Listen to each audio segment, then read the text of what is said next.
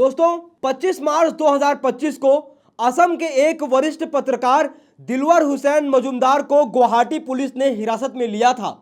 उनका अपराध क्या था? असम कोऑपरेटिव एपेक्स बैंक के प्रबंध निदेशक डमरू साइकिया से एक बहु करोड़ भर्ती घोटाले के आरोपों पर सवाल पूछना।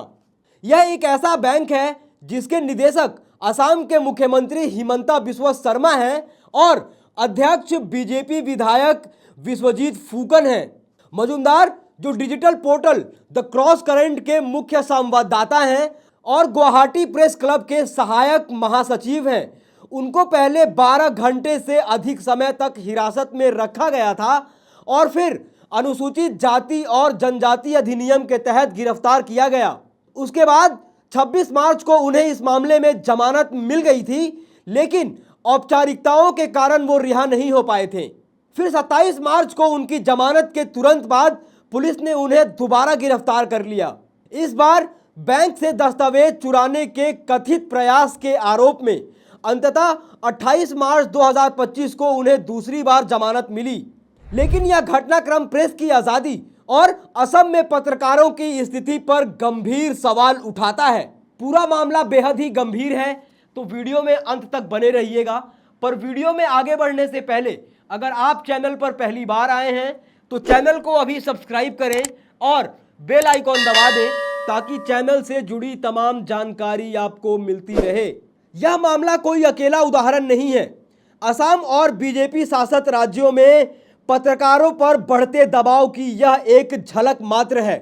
दिलवर मजूमदार की गिरफ्तारी और फिर दोबारा हिरासत में लिए जाना एक सुयोजित रणनीति का हिस्सा प्रतीत होती है, जिसका मकसद उन्हें न केवल चुप कराना है बल्कि अन्य पत्रकारों को भी यह संदेश देना है कि सत्ता से सवाल पूछने की कीमत भारी हो सकती है। मजूमदार ने जिस बैंक के बारे में सवाल उठाए हैं उसका सीधा संबंध असम के मुख्यमंत्री से है। ऐसे में यह सवाल स्वाभाविक है कि क्या यह गिरफ्तारी भ्रष्टाचार के खिलाफ आवाज को दबाने की कोशिश है।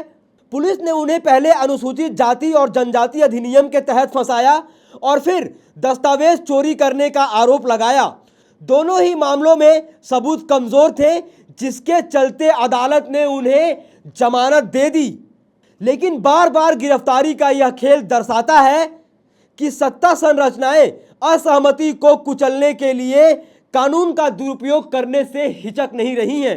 असम में पत्रकारों की स्थिति दिन ब दिन बदतर होती जा रही है।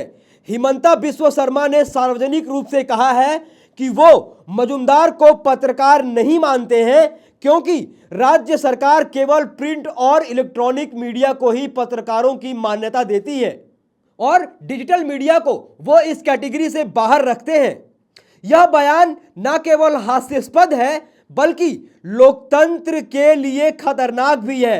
डिजिटल पत्रकारिता आज सूचना के प्रसार का एक महत्वपूर्ण माध्यम है और इसे खारिज करना प्रेस की स्वतंत्रता पर सीधा हमला है। Guwahati press club of India और एडिटर्स गिल्ड ऑफ इंडिया सहित कई संगठनों ने इस गिरफ्तारी की निंदा की है। पत्रकारों ने काले बैज पहनकर विरोध दर्ज किया और मजूमदार की रिहाई की मांग की।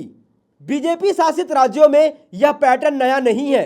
उत्तर प्रदेश, मध्य प्रदेश और गुजरात जैसे राज्यों में भी पत्रकारों को निशाना बनाया जा रहा है। यूपी में सिद्धार्थ वरदराजन और कुर्बान अली जैसे पत्रकारों के खिलाफ एफआईआर दर्ज किया गया जब उन्होंने सरकार की नीतियों पर सवाल उठाए थे।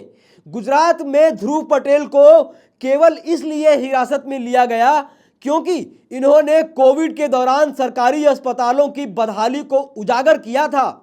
बीजेपी शासित राज्यों में पत्रकारों के ऊपर कठोर कानून लगाकर उन्हें फंसाया जाता है या फिर छोटे मोटे आरोपों में उलझाकर परेशान किया जाता है।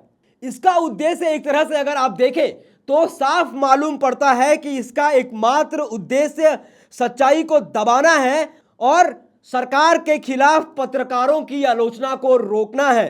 असम में मजूमदार के मामले में पुलिस की कार्रवाई भी बहुत ही ज्यादा संदिग्ध है। उनकी गिरफ्तारी के बाद उनके वकील और परिवार से मिलने की उन्हें इजाजत नहीं दी गई। उनकी पत्नी को उनके लिए दवा ले जाने से रोका गया, जो मानवाधिकारों का उल्लंघन है। यह सब उस राज्य में हो रहा है जहां के मुख्यमंत्री दावा करते हैं कि प्रेस की आजादी पर कोई खतरा नहीं है, लेकिन उनके शब्द और सरकार की कार्रवाइयां एक दूसरे के विपरीत मालूम होती हैं। यह घटना असम और बीजेपी शासित राज्यों में पत्रकारों के लिए एक चेतावनी है। जब सत्ता संरचनाएं असहमति को बर्दाश्त नहीं कर सकती हैं तो लोकतंत्र खतरे में पड़ जाता है। पत्रकारिता का मूल कर्तव्य सत्ता से सवाल पूछना है, ना कि सरकार की चापलूसी करना। मजुमदार जैसे पत्रकार इस कर्तव्य को निभा रहे हैं, लेकिन इस कर्तव्य को निभाने के लिए उनको भारी कीमत चुकानी पड़ रही है। यह जरूरी है कि नागरिक समाज, विपक्ष और मीडिया संगठन एकजुट होकर इस दमन के खिलाफ आवाज उठाएं। अगर आज मजुमदार की आवाज दबाई जा रही है तो कोई और कल निशाने पर होगा। दोस्तों, आप इस पूरे मुद्दे पर क्या सोचते हैं, क्या राय रखते हैं? अपनी राय टीका टिप्पणी कमेंट बॉक्स में जरूर लिखें। बाकी ऐसी तमाम खबरों के लिए देखते रहिए देश नीति। धन्यवाद।